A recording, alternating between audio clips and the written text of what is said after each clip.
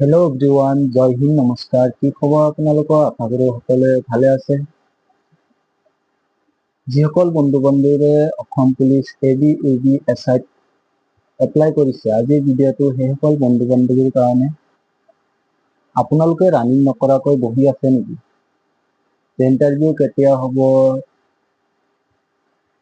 Admit card কেতিয়া ওলাব, কেতিয়া এডমিট কাৰ্ডটো কেতিয়া দিব, সেই আশাত বহি আছে নেকি? আপোনালোকে সেইটো ভাবিবলৈ এৰি দিয়ক। আপোনালোকে যদি অসম পুলিচ এবি ইউবি এছআইত এপ্লাই কৰিছে, তেতিয়াহ'লে আপোনালোকে ৰানিঙৰ কাৰণে প্ৰেক্টিচ কৰি যাওক, লং জাম্পৰ কাৰণে প্ৰেক্টিচ কৰি যাওক এতিয়াৰে পৰা, নহ'লে পিছলৈ আপোনালোকে সময়ে নাপাব। হয়তো সকলোৱে গমে পাইছে, অসম পুলিচ এবি ইউবিৰ যিটো ৰানিং ফিজিকেল এক্সাম হ'ব, সেইটো আপোনালোকৰ অক্টোবৰ মাহতে হ'ব বুলি কৈছে। গতিকে সময় বেছি নাই, মাজত মাত্ৰ 3টা মাহ। আপোনালোকে এই 3টা মাহ নিজৰ এলাহ ভাৱটো এৰি দি ভালদৰে ৰানিং কৰক, লং জাম্পৰ কাৰণে প্ৰেক্টিচ কৰক, যাতে আপোনালোকে সফল হ'ব পাৰে। ৰানিং কৰোঁতে আপোনালোকৰ ভাগৰ লাগিছে নেকি? ৰানিং ক'ত কৰিছে? ফিল্ডত কৰিছে নে ৰাস্তাত কৰিছে? ৰানিং চাব, অসম পুলিচ এবি ইউবি ৰানিংটো ইমান সহজ নহয়। আৰ্মিত আপোনালোকে ৰানিং কৰিবলৈ গ'লে 1600 মিটাৰ ৰানিং কৰিব লাগে, তাত আপোনালোকে 4 পাক মাৰিলে কমপ্লিট হয়। কিন্তু অসম পুলিচ এবি ইউবিত আপোনালোকৰ 3200 মিটাৰ ৰানিং কৰিব লাগিব। গতিকে ইয়াৰ কাৰণে প্ৰেক্টিচ আপোনালোকে বহুত কৰিব লাগিব, কাৰণ অসম পুলিচ এবি ইউবি ৰানিংটো ইমান সহজ নহয়। যিসকল বন্ধু বান্ধৱীয়ে ভাবি আছে যে মই এতিয়ালৈকে ইণ্টাৰভিউ কোনো খবৰ নাই, ফিজিকেল টেষ্ট কেতিয়া অনুষ্ঠিত হ'ব একো খবৰে নাই, যেতিয়া কিবা খবৰ পাম বা এডমিট কাৰ্ডখন যেতিয়া দিব তেতিয়া মই ৰানিং কৰিম, সেইসকল বন্ধু বান্ধৱীয়ে একেবাৰে ভুল ভাবিছে।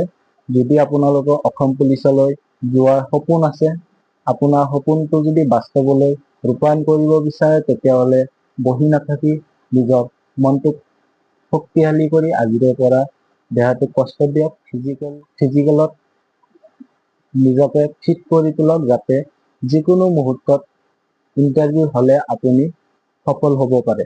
আৰু বহুতো বন্ধু বান্ধৱীয়ে কৈ থাকে যে মই ৰানিং কৰিবলৈ গ'লে অলপ ৰানিং কৰাৰ পিছতে ভাগৰ লাগে, বা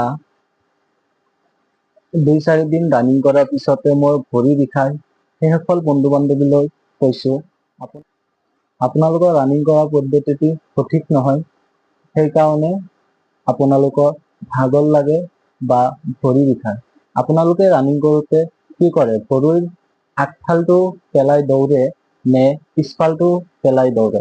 যিসকল বন্ধু বান্ধৱীয়ে ভৰিৰ আগফালটো পেলাই দৌৰে, সেইসকল বন্ধু বান্ধৱী বিশেষ অসুবিধা নহয় আৰু সিহঁতৰ ৰানিংটোও ভাল হ'ব। কাৰণ যেতিয়া আপোনালোকে ভৰিৰ পিছফালটো পেলাই দৌৰিব, তেতিয়া আপোনালোকৰ বহুত শক্তি লাগিব, ভাগৰটো সোনকালে লাগিব আৰু ভৰিতো বহুত প্ৰেছাৰ পৰিব। সেই ক্ষেত্ৰত আপোনালোকৰ ভৰি বিষাব পাৰে।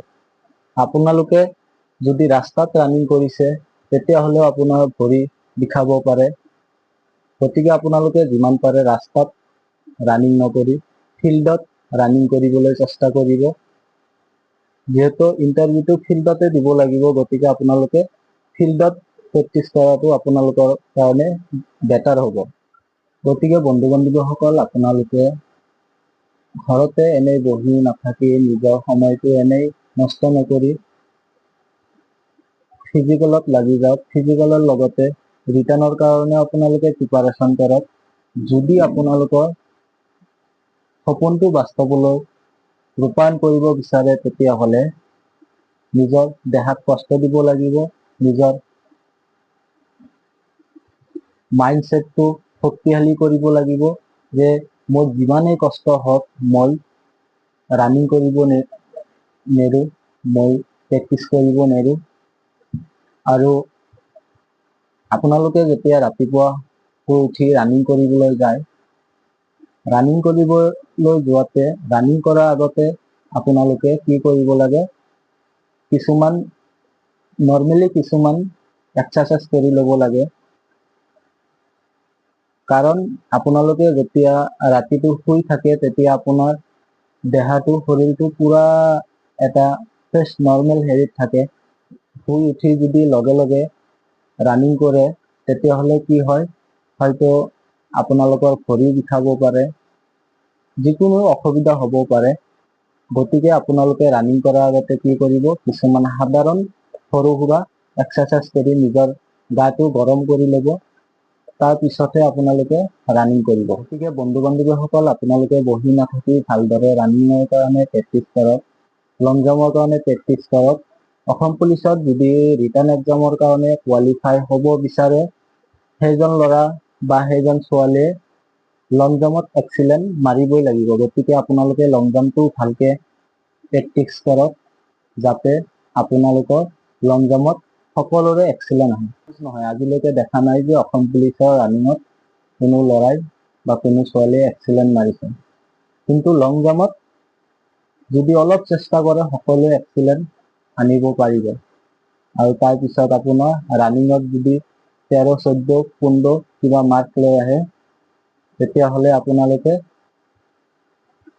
ৰিটাৰ্ণ এক্সামৰ কাৰণে নিশ্চয় নাম আহিব। গতিকে আপোনালোকে এতিয়াৰে পৰা ভালদৰে প্ৰেক্টিচ কৰক আৰু লগতে ৰিটাৰ্ণ এক্সামৰ কাৰণেও অলপ তৈয়াৰী কৰি থাকক। আজিৰ ভিডিঅ'টোত আৰু বিশেষ একো নকওঁ। যদি আপোনালোকে মোৰ চেনেলটোলৈ নতুনকৈ আহিছে তেতিয়াহ'লে মোৰ চেনেলটো ছাবস্ক্ৰাইব কৰি দিব। আৰু গতিকে আজিলৈ ইমানে, পুনৰ নতুন এটা ভিডিঅ'ত লগ পোৱাৰ আশাৰে জয় হিন্দ, জয় আই অসম।